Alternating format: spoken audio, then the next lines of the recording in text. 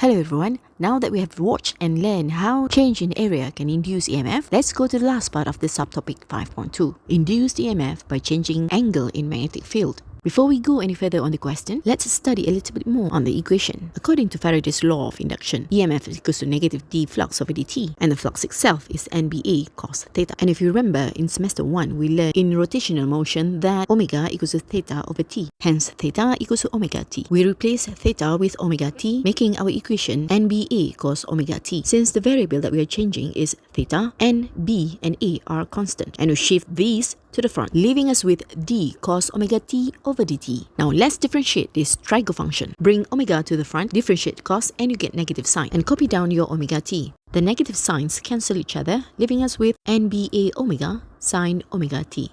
Now let's go back to this question. You might want to pause the video to read it. I'm listing all the information: the number of turns, the area, the resistance, the magnetic field, and the frequency, which is 60 Hz. Question A. Find the maximum induced EMF. The terms maximum induced EMF is a very special condition. It is when sine omega t equals to 1. This statement is a must to be written, and our equation now becomes EMF max equals to NBA omega. Substitute all the values. Wait a minute, where's the omega?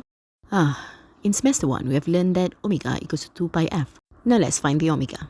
Settled.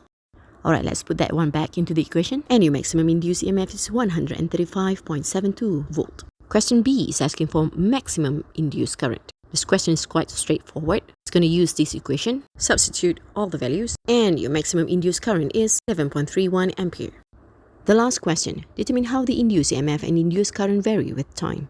The magnitude of the induced EMF and the induced current depends on the angle between the magnetic field and the coil. This induced EMF is an alternating voltage, same as alternating current. Both have positive, negative, positive, negative, positive, negative, alternately.